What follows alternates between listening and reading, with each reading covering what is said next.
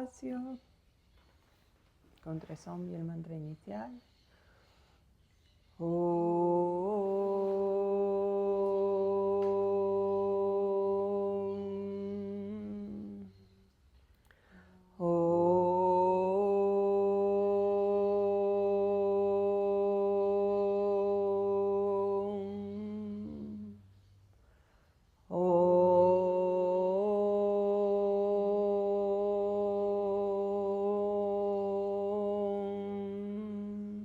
Sahana bhavatu, sahana bhunaktu, sarvi vyankaravavahe, tejasvinavaditamastu, ma vidvishavahe.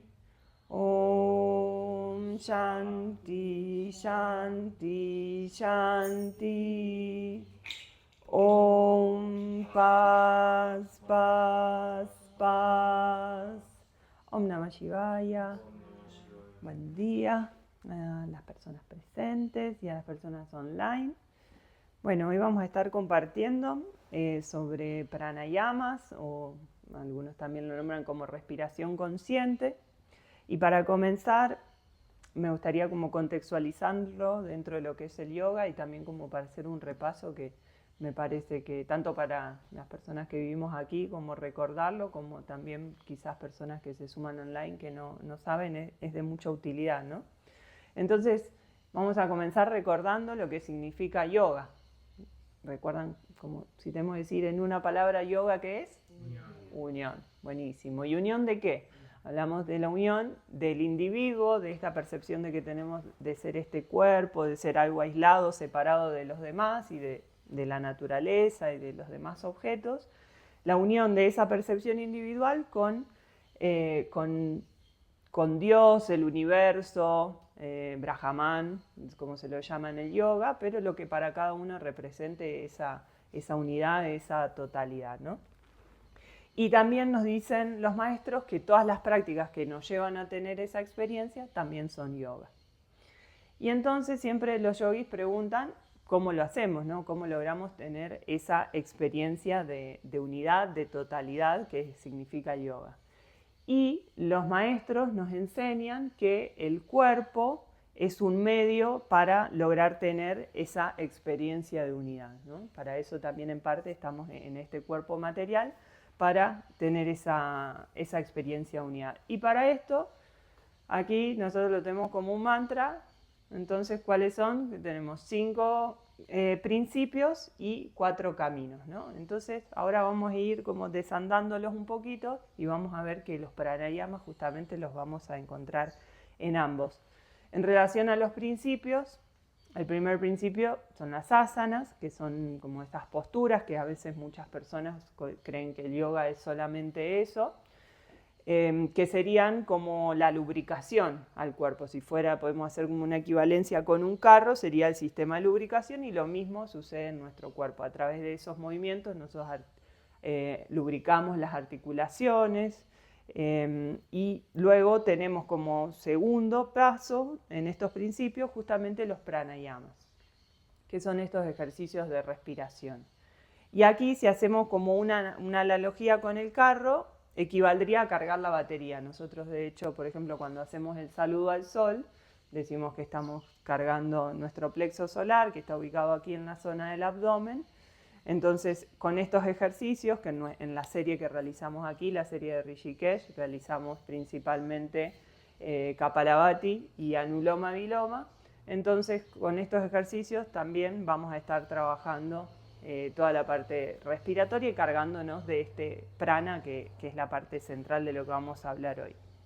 Luego tenemos el Shavasana, que es la relajación adecuada, que la realizamos en la serie al principio, entre medio y también al final. Y esto es como el sistema de enfriamiento. Si nosotros tenemos un carro y aceleramos, se va a fundir. Y lo mismo pasa con nuestro cuerpo. Entonces, esa relajación adecuada es súper importante, y es también donde toda esa energía que movimos a lo largo de la serie se va a ir a esas partes del cuerpo donde más se la necesita. Luego tenemos el cuarto principio, que es la alimentación saludable. Aquí hablamos de la Ayurveda. De paso aprovecho también para invitarles a un taller que va a iniciar el 19 de mayo. Ayurveda nutre conscientemente el cuerpo y el alma. Son 4 clases, martes y jueves, de 7 a 8 y media de la noche. Entonces ahí se va a estar viendo justamente cuáles son los principios de la Ayurveda, de cómo es esa alimentación adecuada, también conocer la constitución de cada uno, que se denominan doyas, y así saber qué alimentos, incluso también qué ejercicios de respiración, pranayamas y qué asanas son más convenientes para cada uno. Y luego el quinto principio, que tiene que ver con el pensamiento positivo y la meditación, que aquí ya tiene que ver más con lo que sería el chofer que conduce el vehículo, que en nuestro caso es la mente. En el caso de la alimentación que no mencioné, sería como qué combustible le pongo. ¿Bien? Entonces, en estos 5 principios, en el segundo lugar encontramos los pranayamas. Y luego, por el otro lado, tenemos los 4 caminos, que son como distintas vías justamente para llegar a tener esa experiencia de unidad, y que en esta tradición el maestro Shivananda lo que nos sugiere es practicar el yoga de síntesis, que es enfocarnos en el camino que más nos resuena, pero siempre complementarlo con los demás.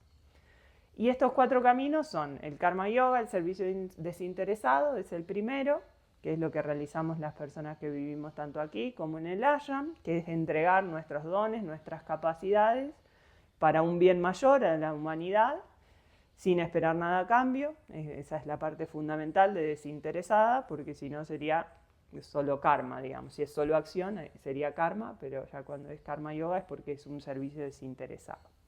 Luego tenemos el Bhakti Yoga, que es el de la devoción. Aquí entran los cantos, como solemos realizar por la mañana, y también las puyas, las ofrendas, toda la parte más que tiene que ver con el amor devocional, con el kirtan también entra en esto, que nosotros también realizamos aquí prácticas de kirtan. Todo esto es el Bhakti Yoga. Luego el tercer camino es el Raya Yoga, que está asociado al control de la mente. Y aquí entra todo lo que tiene que ver con la meditación, y el Hatha Yoga, que es la práctica que nosotros hacemos aquí, Hatha Yoga clásico, también está dentro de lo que es el Raya Yoga. Y por último, el cuarto camino es el Jnana Yoga, que es el yoga de la sabiduría, que consiste en estudiar los textos sagrados guiado por un maestro. Entonces, bueno, en este tercer camino que les decía del Raya Yoga, tiene 3 subdivisiones, que todas buscan lo mismo, controlar esas agitaciones mentales, lo que se denominan los Chitta Vrittis en los sutras de Patanjali. Y entonces encontramos que en el Raya Yoga podemos tener 3 subdivisiones. Una es el Mantra Yoga, otra es el Kundalini Yoga, y justamente la tercera es el Hatha Yoga, que como les decía es lo que realizamos acá. Y todas estas 3 subdivisiones, todas van a tener peldaños, ¿no? Que es lo que se conoce como Ashtanga Yoga, que también lo hemos hablado de este significado, que vienen de Patanjali, que a veces solamente se asocia el Ashtanga Yoga a cierto tipo de yoga, pero en verdad lo que significa literalmente es 8 peldaños, ¿no? Y son justamente como escalones para lograr tener esa experiencia de unidad. El primero y el segundo son los yamas y niyamas, que tienen que ver como más con las normas morales y éticas, con la purificación, con la limpieza, con el contentamiento, también con decir la verdad. Bueno, todos esos entran dentro de estos 2 primeros peldaños, que son como la base y son fundamentales. Luego ya pasamos a las asanas, que son, como les decía, las posturas, y en el cuarto encontramos nuevamente los pranayamas, estos ejercicios de respiración. Luego ya viene pratyahara, que es llevar todos los sentidos hacia adentro, como la abstracción de los sentidos, para dejar de tener como esos estímulos externos que también hacen que la mente tenga esas oscilaciones. Y luego ya entramos como a los estados más que tienen que ver con la mente, que son primero dharana, la concentración, que también hemos venido hablando en los últimos satsang. Después viene dhyana, que es cuando ya entramos en estado meditativo, cuando esa concentración se vuelve más prolongada y logramos estar enfocados por mayor tiempo, ya estamos en dhyana. Y finalmente es el samadhi, el octavo peldaño, que es como ese estado de supraconciencia, que es cuando esa meditación se sostiene por un tiempo más prolongado y entramos en ese estado de supraconciencia en el cual ya podemos acceder a esa experiencia justamente de unidad. Entonces, como ven, lo encontramos por varios lados a los pranayamas y esto nos habla como también de la importancia, que ahora vamos a estar hablando un poquito más. En el caso puntual del Hatha Yoga, que como les decía está es una de las subdivisiones del Raya Yoga, el foco está en el cuerpo, porque los maestros nos dicen que si el cuerpo no está purificado, es muy difícil que la mente, a la que está asociada, digamos, se purifique. Por eso es que en el Hatha Yoga lo que nos propone es que a través de las asanas y de estos pranayamas poder lograr que la mente se purifique y se enfoque para así poder justamente tener una concentración y una meditación más prolongadas y así poder tener esta experiencia de unidad. Y también acá nos dicen los maestros, y particularmente yo me estoy basando en la Senda Divina de Shivananda, es que la naturaleza de la mente es vacilar, ¿no? Como estar de un lado para el otro, saltando de un pensamiento a otro. No es que mi mente, si me pasa eso, es porque estoy mal, sino que es su naturaleza, solamente que tenemos que aprender a entenderla y a cómo poder gestionarla, ¿no? Y esa mente, lo que está estimulada son por todo lo que percibimos a través de los órganos de los sentidos. Entonces, todo lo que yo vea, lo que escuche, incluso lo que también ingiera, el alimento, todo eso va a estar generando como un estímulo a nuestra mente, ¿no? Y el Hatha Yoga, entonces, una de las cosas que nos propone, como les decíamos, para ese control de la mente, son los pranayamas.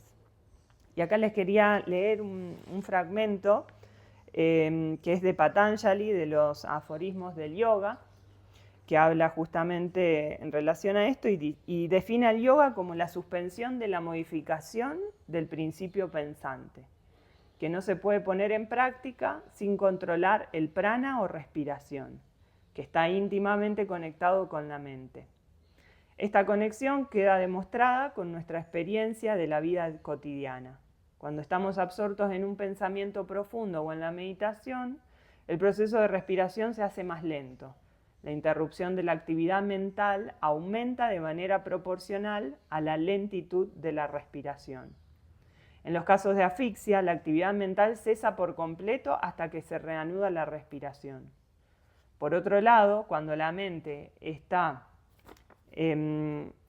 alterada por el dolor o la ira, la respiración se vuelve irregular y entrecortada. De modo contrario, cuando la mente está en calma, la respiración fluye suave y lentamente.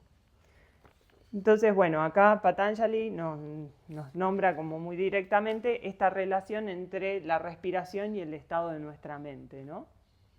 Y también que podemos influenciarlo, es súper importante mencionarlo, que así lo hablábamos también ayer con Dianis, con Susaxan, y en esto de las crisis emocionales, de que así como cuando nos sentimos, por ejemplo, nerviosos, ansiosos, la respiración se vuelve agitada, nosotros también podemos hacer uso de estas respiraciones para así controlar nuestra mente y gestionar esos estados emocionales. Entonces, bueno, pasando ahora ya puntualmente respecto como a la palabra pranayama y a su significado, cuando hablamos de prana, hablamos de energía vital.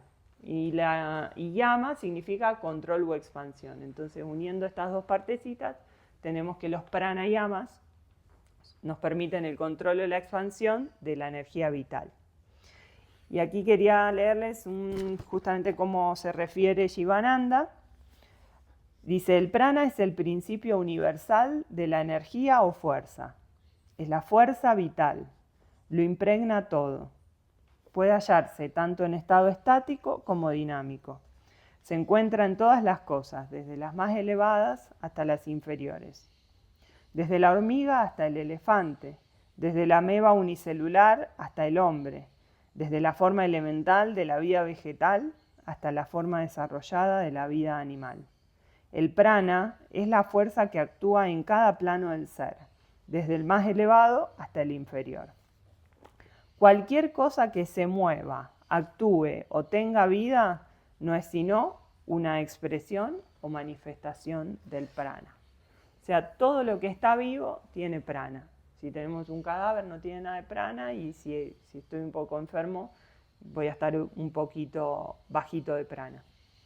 Y aquí también luego Jivananda continúa hablándonos de qué manera se gasta el prana, ¿no? Y acá es importante mencionar que no solamente gastamos el prana moviéndonos o incluso con las funciones vitales como respirar, sino también a través del pensamiento, también cuando deseamos o cuando hablamos. O sea, toda acción, sea física o interna, está generando un gasto de prana. Y por otro lado nos habla de cómo podemos nosotros cargarnos de prana, de cuáles son las fuentes.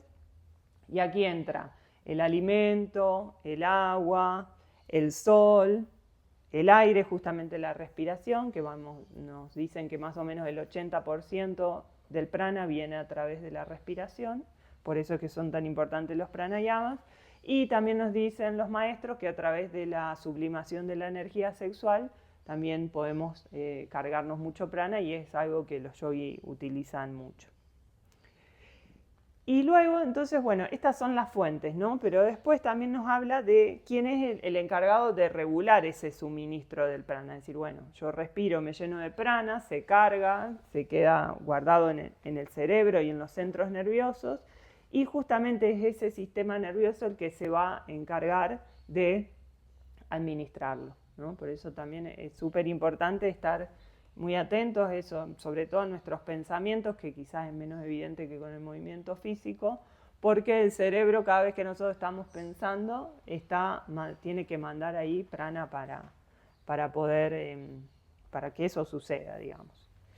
Y también nos dicen Jivananda que un yogi tiene una capacidad de guardar mucho prana, de almacenar mucho prana, y justamente es a través de estos ejercicios de pranayama. Y nos dicen que por eso vemos que las personas, así, los yogis ya como que están bien asentados en su práctica, que irradian mucha fortaleza y vitalidad, y justamente como ayer les comentaba acá a mis compañeros y compañeras, es que él dice que somos como una central de energía.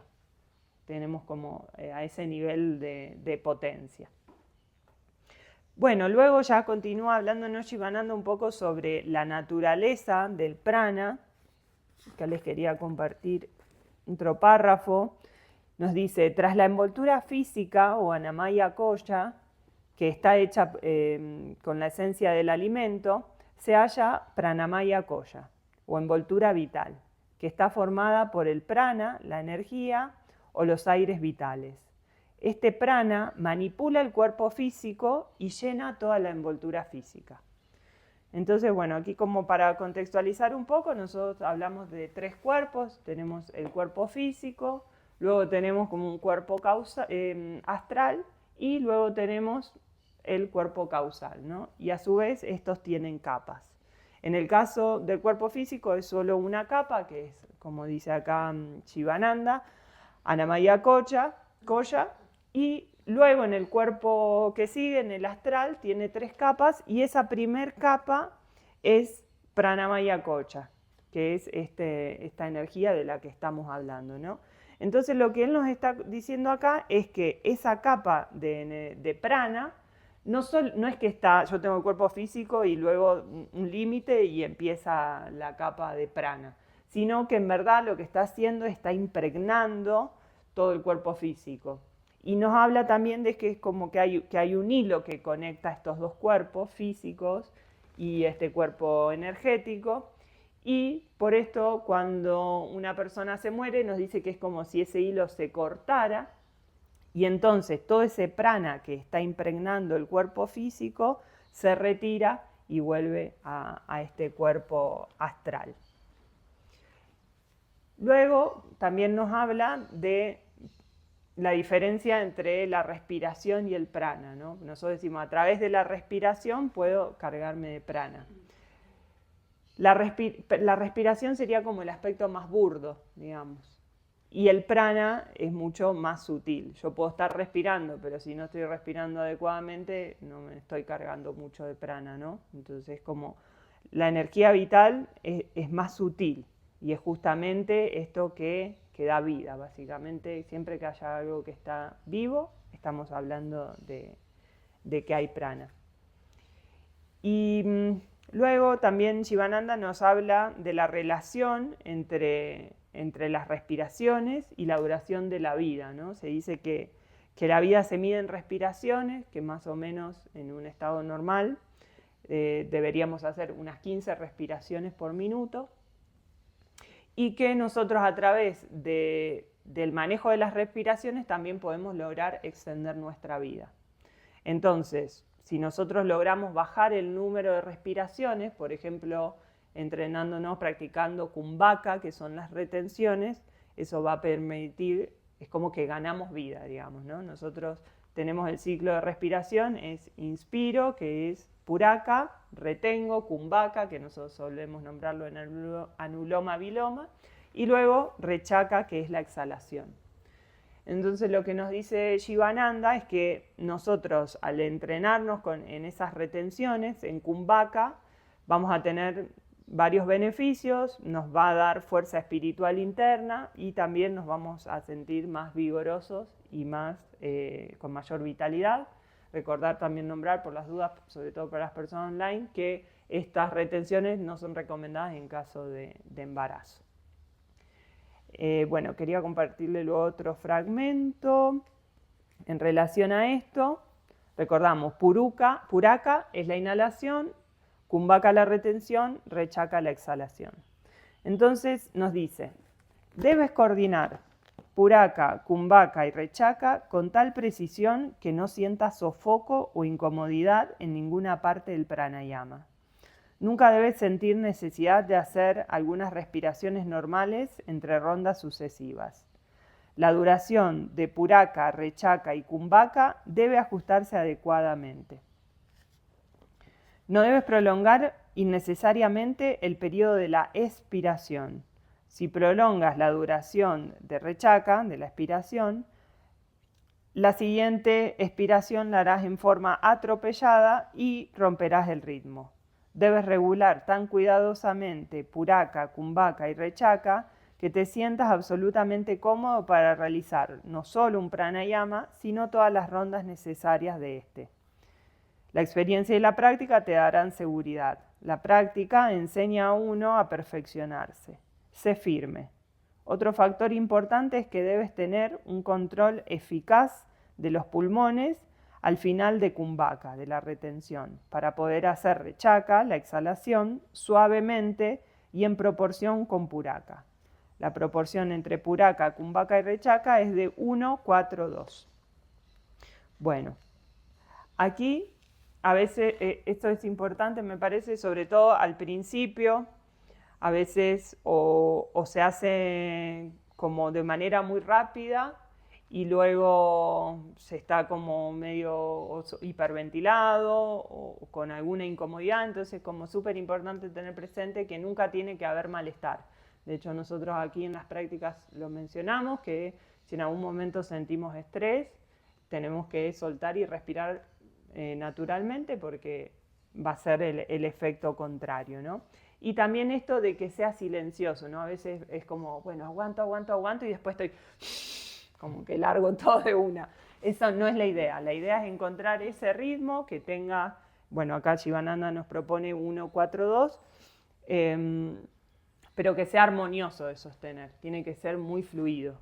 Lo mismo esto que nos decía, si yo en el medio necesito como recuperarme con muchas respiraciones, es porque hay un indicio de que no lo estoy haciendo adecuadamente. Y bueno, anuloma viloma, que es la respiración alterna, que es una de las que realizamos también en la práctica. A veces se puede hacer con este ritmo, que sería 1:4:2. Si por ejemplo inhalo en 4, luego retengo 16 y luego exhalo en 8. O también puedo hacer, nosotros generalmente hacemos 1:2:2. Entonces inhalamos por una fosa en 4 tiempos, retenemos Kumbhaka en 8 tiempos y exhalamos por la fosa contraria en 8 tiempos. Y luego regresamos en sentido contrario. Y recordamos que, por ejemplo, en el caso de Anuloma Viloma, es súper útil para equilibrar ambos hemisferios, la energía femenina y masculina, sistema nervioso simpático y parasimpático. Entonces, si yo me siento que mi mente está un poco agitada, estoy como en un estado de nerviosismo, podemos utilizar este pranayama, es súper útil. Y bueno, aprovecho y comento sobre el otro pranayama que realizamos en la serie, en Kapalabhati. Esta principalmente lo que nos va a permitir es cargarnos de energía. Entonces, si yo me siento por ahí que estoy como medio perezoso, como que me está costando activar, puedo hacer unas rondas de Kapalabhati, que las exhalaciones son intencionales y contundentes, y las inhalaciones se dan de manera pasiva, automática, y de esta manera entonces yo muy rápidamente me puedo cargar de prana y sentirme ahí más revitalizado. Si quieren conocer más también sobre estas prácticas de nuestra serie y de estos pranayamas, invitarlos al próximo curso básico que inicia el 19 de mayo. Va a ser este grupo de martes y jueves de 7 a 8:30 de la noche. Son 8 clases en donde se enseña progresivamente todo esto que les vengo compartiendo.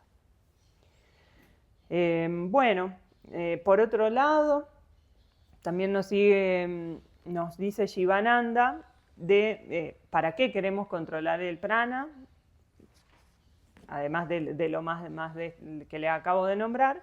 Él nos dice que a través del prana nosotros podemos estar relacionados con la mente, y la mente está relacionada con la voluntad, y que la voluntad está relacionada con el alma individual, y el alma individual con el alma suprema. Entonces, básicamente, luego nos dice que si sabemos cómo controlar esas pequeñas ondulaciones de prana que suceden en nuestra mente, nosotros también vamos a poder de esa manera llegar a controlar el prana universal, ¿no? Y acá esto también ejemplifica un poco esto que les decía de que somos como centrales energéticas, y nos dice Shivananda, si puedes controlar el prana, puedes controlar por entero todas las fuerzas del universo mental y físico. El yogi puede controlar también el poder manifestador omnipresente, en el que tienen su origen todas las energías, ya sea el magnetismo, la electricidad, la gravedad, las corrientes nerviosas, las fuerzas vitales o las vibraciones del pensamiento. El yogi que se convierte en experto en el conocimiento de este secreto no temerá ningún poder, pues poseerá el control sobre todas las manifestaciones del poder en el universo. Lo que comúnmente se llama el poder de la personalidad no es más que la capacidad natural de la persona de gobernar su prana, ¿no? Y estos son los siddhis, se le dice a los poderes estos que se despiertan, ¿no? Lo importante para mí es como no poner enfoque en decir, quiero tener ese poder, sino saber que eso naturalmente se va a dar, y también saber utilizarlo, ¿no? Ponerlo al servicio. Y bueno, luego nos habla también ya de ciertos beneficios que produce las prácticas de los pranayamas.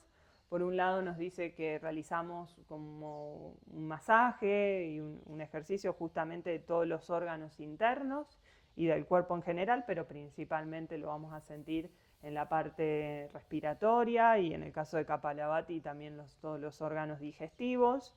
Nos ayuda a eliminar enfermedades, a mejorar la salud, a favorecer la digestión. Por ejemplo, con Kapalabhati también estamos activando nuestro fuego digestivo, el Agni, que nos ayuda a digerir los alimentos y a poder absorber correctamente los nutrientes.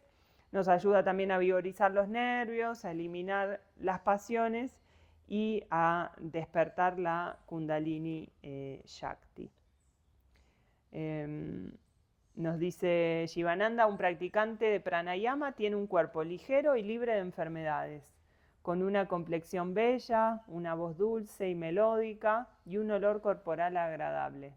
Tiene buen apetito, alegría, un cuerpo bello, gran fortaleza, coraje, entusiasmo, un elevado nivel de salud, vigor y vitalidad y una buena concentración mental. Y bueno, luego también nos hace algunas instrucciones, nos refiere como para la correcta práctica, nos habla de la postura correcta, que buscamos que sea erguida, y justamente las asanas, recordar que todas las asanas, esos ejercicios físicos que hacemos, el objetivo que tienen es ayudarnos a poder sostener esta postura de meditación de manera sostenida, sin incomodidad, para justamente también lograr esa experiencia de unidad. Respecto al lugar, nos recomienda que sea una habitación que no sea húmeda y tampoco en el que haya como corrientes de aire, que eso nos puede afectar, entonces tiene que estar aireada, pero tiene que ser seca, eso es importante. También nos recomienda practicarla en las horas más frescas del día, y que la inspiración y la expiración, como les decía anteriormente, tiene que ser lenta, sin ruido, y tampoco tiene que haber ningún tipo de tensión o estrés, y nos invita a hacerla con alegría y con placer. Y también, por último, nos recomienda repetir mientras hacemos estos pranayamas nuestro mantra personal, o puede ser el mantra Om.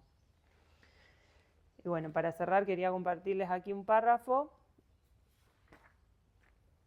que dice: es prana lo que respiras, más que aire atmosférico.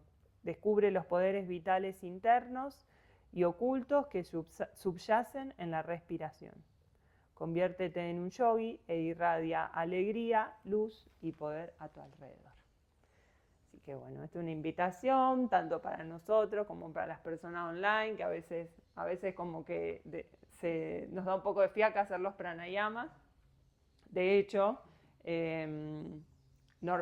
originalmente la práctica eran primero las asanas, luego los pranayamas y luego la meditación.